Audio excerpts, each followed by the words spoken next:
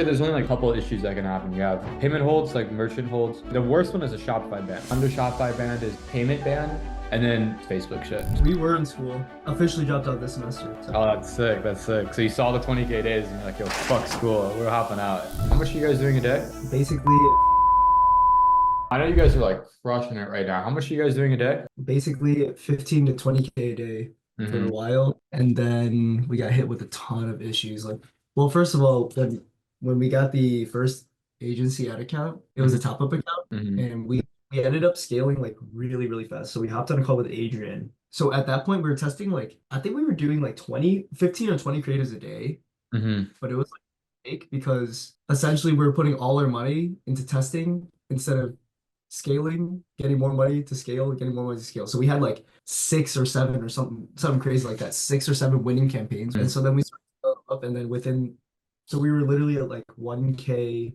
3K a day. And Mm-hmm. then after that call, we were focusing more on like literally just bumping more aggressively. 2 days from there, we did 15K. And then oh, well, we ran into some issues because then imagine if you're at a top of account and then we're like, I mean, we're brokies, so we like don't have money in reserve.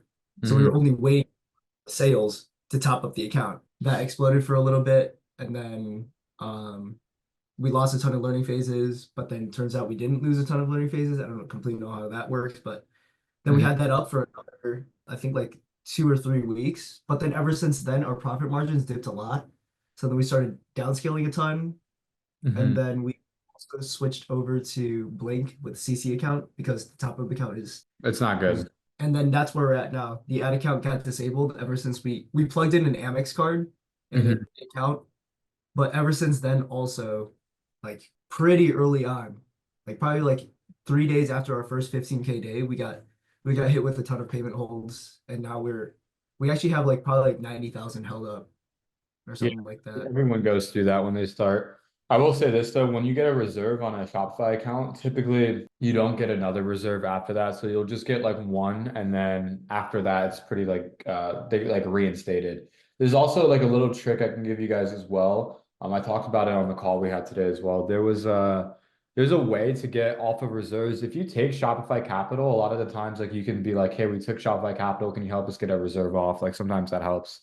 And it's honestly worth it if you don't have much capital saved up. Shopify Capital is low-key good. Are they offering you any money? If you check the admin, you should see it. Let me check that. They released the payment hold if you borrow from them. It's leverage. So like I've seen other guys talk about this before too, where it's like if you take Shopify Capital, they don't give you reserves. Like they and like I'm assuming you guys are emailing them, right? Being like, hey, when are we gonna get our reserve off? Yeah. So you can use that as leverage too. I've seen guys do that where they're like, hey, like we took Shopify Capital, we're really looking to scale, but this reserve is hurting us. Can you take it out? I know it's somewhere in their SOPs to help with the Shopify Capital. And again, if you guys don't have much cash flow, I highly recommend you take it when you start. Okay. And then Yeah. this is also another tool you can use if your Amexes are getting banned on Facebook. Use virtual cards. So I just sent you extend. There's a lot of places like this to where you can basically plug your Amex in and get like a bunch of virtual cards and like virtual card numbers, and you can use those for your ad accounts and they won't get banned. Gotcha. Yeah. CC accounts are the way to go. Okay, so just to clarify, you guys got up on CC accounts. Is it just not profitable anymore or what's happening? Well, the ad account is disabled.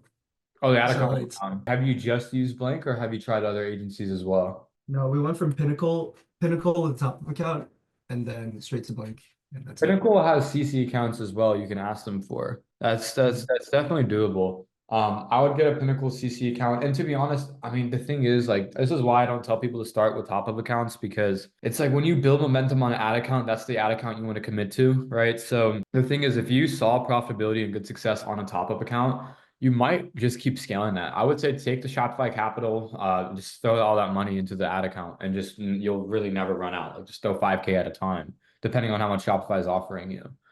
Because that top up ad account is one of your biggest assets right now, which is like it sucks, but it's a situation you put yourself in. Right. No, yeah, it's going to be hard to see those same numbers with the CC account, even if it's disabled or not. And then in terms of products, are you guys launching multiple products, or are you just launching? Is just focusing on this one? Just one. Is there any reason why you guys aren't launching? Because it's both of you guys working together, right? You guys are partners. You guys could run, I mean, depending if cash flow, assuming cash flow isn't like a major issue, and you do have, because you said you were doing like 15K days, so I'm assuming you have some cash set aside, and then you'll get your reserve eventually. You could take capital. I think you guys could test more products, just depending on like what your day-to-day looks like if you have more time. Yeah, we definitely could. The Hmm. problem is we actually have like no money set aside. So Like all with your the money's payment, in reserve. yeah, because we also had a ton of like PayPal payment holds too. So Got you. Got you. Got you. PayPal is something that's a bit of an issue. That's going to be hard to get that money out. I mean, you'll get it out, but it takes a minute. And then with Shopify, you'll 100% get that. Any specific questions you guys had right now, or was it just like you kind of already know what you want to do? if we were to try and scale it up on a CC account, it wouldn't perform the same. Well, the thing is, That's you have momentum on that top-up account. That's like, for example, pixels don't really mean shit in 2025. All of the data is stored on the ad account level. So that top-up ad account you have has the best learning. That's the best way I can put it. So I'm not saying it won't be profitable. It might be, but your best case to getting back to scale is using that top-up ad account and scaling that up. okay. Okay. And what's the issue with top of accounts in general? If you have like cash reserve, is it just like the fact that it's annoying? Yeah, that's So especially for beginners too, because like with top-up accounts, there will be situations to where your like ad account runs out of budget and then relearning literally stops. So like the difference between a two and a one ROAS, like for example, you scale up three ROAS, you're doing great, and then you run out of budget, and then literally let's say you refilled it in like an hour, it still won't perform the same because it ran out of budget. So it's just annoying. It's not good for beginners. But I know guys who scale with top-up accounts, but they have more budget, so they'll just like they'll load 100K at a time. They don't really care. But again, it depends on like where you're at. Like I would say there's only like really like a couple of issues that can happen. You have payment holds, like merchant holds, Shopify. The worst one is a Shopify ban. You guys should be grateful you don't have a Shopify ban. That's the worst one. That's when Shopify will literally just start to shut down your stores. They won't even tell you anything. There's been times before where like I'll have like a pending payout of like 100K or something. Like it's like a Sunday and they're supposed to pay me out on Monday. And then I log into the admin and the Shopify just it's just gone. And I just have an email and I have to go off the email to get everything back. So that's the worst thing is when your Shopify gets banned because then everything gets cooked. I would say under Shopify banned is payment ban. You guys only have a reserve, which isn't bad. You can get set up on third-party payment processing and can connect you guys. I don't know if Adrian already did that, but we can get you guys connected with third-party payment processing so you can have a backup processing. So in case your Shopify account does get clipped, you can just plug in your third-party payment processing and be fine. So you can start processing payments. You won't be, it'll go to your bank and chip. And then yeah, third, I would say is just Facebook shit. So Facebook bans, Facebook asset bans. The ad account ban isn't that bad, especially since guys, your main ad account was still up. That top-up account was what made you all your money. I mean that's still up, right? It's not banned at all. it got disabled, and we just like we were told that if we were to just scale up on a CC account again, it would just perform the same. But I guess not. So Like we can get it back.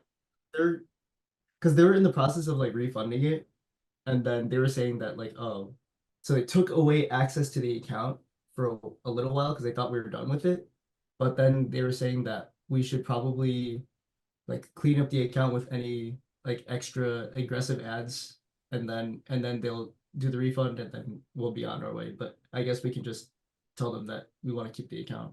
yeah, I mean, tell them to get the account back. You can start spending again and still get the CC account as a backup. You know what I mean? Like do the extra due diligence because I mean, there's nothing stopping you from getting that account back, launching on it, seeing how the performance is, and then also launching like a side campaign or two on the CC account and see how that goes, and then just pick the account that does the best and scale that.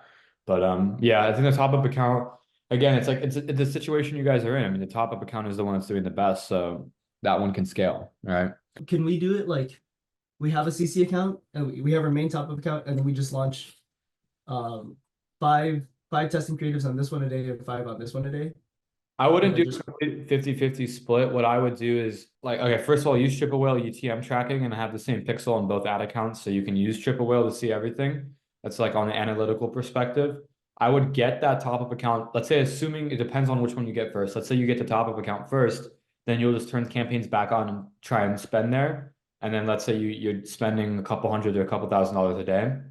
Then you get the CC account and you'll launch like maybe like 3 to 4 top campaigns on the CC account and just see how those initial campaigns do. Right. So it's not like you're doing the same launches on both ad accounts. And then let's say hypothetically the CC account is just performing really good. Obviously, you prefer to do the credit card method anyway. Then you'll just start to phase all your launches on there, and slowly that's going to take over. Vice versa, let's say you get the CC account first, you launch on the CC account, undisabled, obviously. You see how that goes. Maybe in like 2 to 3 weeks, they finally get the top up account reinstated, like it comes back. Then the same thing, just vice versa. You'll launch the top campaigns on the top up account, see how it goes, and then pick the best account out of the two. Okay, do what's better. Ad accounts, as much as I hate to admit it, they do play a big factor in like your initial success, because the thing is you guys don't have, I'm assuming you're not using custom content, and I'm assuming it's like a lot of it's like ripped and stuff, like images and everything. Yeah. So ad accounts do play a good factor into like your success and whatnot. Obviously, once you start to establish more of a brand, you have more custom content. That's the main thing, and like a unique offer, maybe a little bit of a different product, like you iterated the product. What's going to happen is then like it doesn't matter what ad account you go on, because that's unique content, it's always going to perform well. Because that's content that's like ripped content, it's a little bit of a different game you're playing. Gotcha. Oh, that's it. Awesome. Okay, cool. Yeah, I mean, you guys are in a pretty good situation. I mean, a lot of you already seen success, you know, your stuff works, so you just have to get the ad account sorted. Also, even try launching on TikTok too if you haven't. You can let Adrian know. We can connect you to some reps there so you can get ad accounts going, agency accounts and whatnot. But TikTok is pretty solid. How's it been with Brandify? How's everything going? Just talk to me a little bit. It's definitely a life changer. I mean, I used to be an organic guy, and I was doing pretty good with it, but if I went to actually pull the numbers that I'm trying to pull, which I mean we see the glimpse of it, right? Like if we didn't have any of these issues, we would genuinely be on track to do like multiple millions a month. And that we have all this like, so we're doing like supplement. So we had all this like subscription stuff out of as well. And where our supplement works is very like if it works for a customer, like they will stick around basically forever. So like the subscription would be massive. But yeah, I mean it's an absolute life changer. I like seeing things at scale and things come to fruition. The insight is absolutely what you guys claim it to be. Like when we hopped on it, like I was talking about it earlier. I'm not sure if you're gonna include it in the video, but I literally hopped on one call, or both of us. We at that point. So I was doing it alone at first, but then he joined me like November-ish. It's January. I mean, like literally one call changed us from like we were doing 2K, 1 to 3K a day, and like literally within a few days we were like 15K a day every day. So it was crazy. It's like it's pretty hard to just randomly stumble upon this wisdom yourself. So yeah. 100%. I mean, it's been cultivated through the years.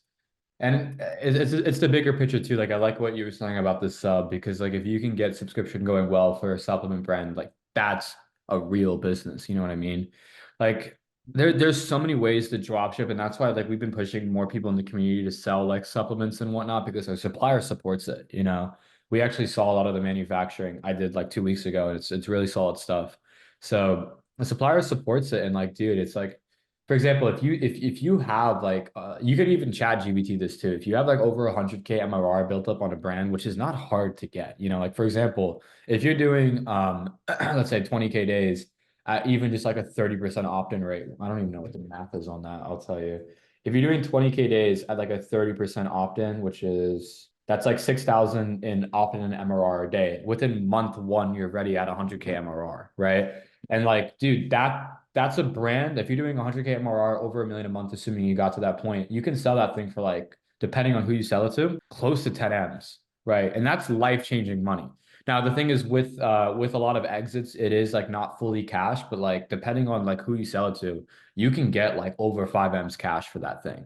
Like that's impossible in literally any other business. You know what I mean? Like within a year, getting to 100K MRR, getting a business that can sell for close to 10 M's, it's actually insane, right? That's like, to me, that's like real life-changing money. Like, yo, 10K a month is not going to get you shit. You know what I mean? So no, that's cool. That's cool to hear. That's cool to hear. I think you guys will be fine, dude. The issues you guys are experiencing are two things. One, it's a grateful thing you guys are experiencing it now than if you were doing like 50K days. You know what I mean? Because now you can set up the right ad account structure. Now you can, you know, definitely if you're doing supplements, you definitely need to get third-party payment processing set up as a backup. So now that kind of opened your eyes to getting that set up as a backup. And then overall, dude, you guys should be doing really good in 2025, like 100%. But yeah, I mean, I appreciate the kind words. Brandify is definitely something I've been putting a lot of time into, and I think we'll do some in-person events. Hope to see you guys there. And yeah, are you guys in school at all or working a job, or is this your full thing? Yeah, I mean we were in school. We both of us officially dropped out this semester. Oh, So that's sick. That's sick. So you saw the 20K days and you're like, yo, fuck school. We're hopping out. I was even dropped out when I was doing organic because I was doing pretty okay. Like I mean for organic, I was doing like 50K a month, and that's like Yeah, and that doesn't. I shit on organic a lot. That's just because I want it's like to garnish attention. Don't get me wrong, it's not a bad business model. It's just like if you put it side by side to like what we do, it's like night and day difference. You know what I mean? And you're not the first person to actually say that they used to do organic. I think there's a couple other people as well who joined up. They're like, yeah, I was selling like keychains and shit. It's actually funny because my I have one of our supplement brands, my co-founder, he used to do organic. Like he ran up like 100K profit in organic selling like keychains and shit. And now we're doing like over 1 million MRR every single month with that supplement brand. So it's like it goes to show that organic is somewhat a good way to start. It depends if you have what it takes to like keep like learning and doing new shit, you know? Yeah, and the crazy thing about the like what you're saying about this the MRR stuff is like you don't need to pay for those customers. And so if we were already running this brand at like like product cost is 20% of our revenue, Mhm. that's quite literally 800K per month profit. But MRR can become a slippery slope really quickly, right? So like there's different ways to do it. There's like a million different opt-in styles, right? And the thing that goes hand in hand with MRR is actually payment processing, right? So the thing is like if you MRR, okay, there's only been two ways to buy shit online, in like in the whole entire like dawn of time with internet money. There's either like recurring or straight sell. Straight sell means like someone just buys off your website normally. Recurring means someone is like being billed every month. Now, when you go to a bank, these are like the only two things they know, right? So, for example, like if and banks, the reason that banks look at this is because like MRR can become really shady really quickly because you got guys that will like tokenize a card basically like if you buy off their website, they'll take your card and then they'll rebill it like 50 times at like $100, right? They'll just force rebill, right? So the thing is, it gets very shady very quickly. That's why like Shopify payments, for example, you really can't do majority MRR. Like for example, if you're running Shopify payments and let's say you got to 800K a month MRR and they just shut you down, like you're cooked, bro. Like that's all gone, right? That's why with MRR, I don't know if we connected you guys with FMJ, but like they kind of get you on, they said they set you up on like your own payment processing, own backend and everything because you just can't do it with Shopify. Like a lot of people think, oh, MRR, like I'm gonna do recharge, I'm gonna use these apps. Like all right, but when you build up to 500,000 and they want to shut you down, you're cooked. And Shopify actually has it in their white papers where they don't prefer MRR. Like if you're doing any sort of sub, doesn't matter what your opt-in style is, you could do the cleanest thing where it's like subscribe and save on the front end. They still will like cook you. So that's the thing. But now going into like the aggression with MRR, I will recommend this depending, obviously, like I'm not here to tell you guys what to do. My job is just to connect you with everybody that I know that can help you, and then you go down your own path. But the best advice I can give is if you want to be aggressive with your MRR, that's fine, but then make sure that your CS and your product is good, right? So the thing is, if you want to do like a super aggressive style, try it out, definitely see what the numbers are, but then make sure you have phone support, right? Make sure you have good customer service, make sure you're refunding people. And for the love of God, make sure you have a good chargeback protection service, whatever it be, Disputify or any of these apps. And the FMJ guys will kind of help you with this as well. But you just want to be careful. That's the main thing. It can scale really fast, but like with like any other business model, you just want to make sure you don't fuck yourselves. Mhm. That's like a little thing on MRR. But again, if done right, it's super powerful. Like I mean, you know the brand Rise, right? You guys know Mhm. Rise mushroom coffee. Oh wait, oh yeah. I've heard of You them. guys want to take a guess at how much you're doing a month in recurring? Just recurring. Dude, I mean, I bet they can be anywhere between 5 million to 10 million a month. Okay, Recurring. so your guess is 5 to 10. What about your partner? What's your guess? Like 2 to 5. 2 to 5. Two. Okay. Dude, they're doing 30 million a month recurring. And I know this because my very good friend, the owner of Disputify, signed them on. So I saw their account. Dude, 30. And that means that's 1 million a day. That means that they wake up every morning and that's a mill just there every morning. And so it goes to show, and like for example, the game kind of changes when you have a lot of MRR to where like for them, they acquire at like $100 CPA because they don't care because they're making 1 million a day, right? So they can be super unprofitable on the front end, just keep stacking subscriptions. And like they have a lot of lifetime customers because people love the product, right? Same thing with like AG1. I would say look into these brands. AG1 is really good. Rise Superfood, Javi Coffee, Everyday Dose. Those are really good ones. Dude, Manscaped. I don't know if you guys know Manscaped, obviously, right? Dude, they have, I think, one of the craziest MRR structures ever. It's really aggressive. They picked the aggressive route, but it's like $30 a month. You get the product, and they also put you in like a discount club. So like they've done it in like a unique way. But there's a million ways to do it. You guys obviously have to just like pick your own path. All I'm gonna say is if you're gonna, the more aggressive you go, naturally you're gonna have a higher churn and a higher refund ratio. So the only way to combat that is just by having a better customer experience, right? So if we do MRR auto ship, well, if we do MRR that's like aggressive, we'll make sure that it's auto ship in the US so they get product in like 2 days. Phone support, we'll make sure we have good CS, like all the basic shit. But Okay, so how come like why would it ever get capped? Because I'm thinking because you're getting new customers as well, and a lot of them get on subscription. And like if you were able to build up to 1 million, like for you, 1 million per month recurring, and then why wouldn't it just keep going up? So there's churn involved, right? So for example, you have 1 million a month, but let's say every month like 20% of people from the last month drop off, right? So your job is to like always keep acquiring so your list doesn't go down. Like you always want to keep the list going up. And then if you want a big check, you exit. Like don't get me wrong, the cash flow is great, but the best formula to go about is like keep acquiring, and then you eventually exit, right? There's churn involved. There's also like it gets a bit complicated with payment processing. And as you scale, like the FMJ guys are great. They'll really help you out understand like this whole game. But when you scale with MRR, a big factor that happens is like with your payment processing, again, like I said in the beginning, banks look at recurring versus straight sell. If you have like 100% recurring, let's say you got to the middle of the month and you said, all right, this is chilling. Not a lot of people are churning, so I'm just going to turn off my ads and we're going to stop acquiring. And we're just going to keep letting this mill hit my account every single month. That's fun and all, but what might happen is like, and this is all like hypothetical, the banks sometimes will be like, hey, like this is all recurring revenue. We don't want you to see like all recurring revenue. We want to see like new customers coming in more straight sell. Because recurring revenue is naturally going to be more high risk than straight sell revenue, right? Because recurring, like I said, it can get shady really quickly. The banks don't know what you're doing. Like they don't know if you're just like stealing credit cards online and rebilling them, right? So it's like it becomes like a little bit complicated, but the best thing you guys can focus on is obviously you want your front end to be really good. You want to make sure that customers are buying the product. You're doing 20, 30K days naturally. And then you launch recurring alongside whatever you're doing. So let's say, because recurring campaigns, like if you're using FMJ, I can tell you for a fact, they don't convert as good on the front end because you don't have Shop Pay, you don't have Apple Pay, you don't have all these things, right? So what's going to happen is this is what we've seen that works the best.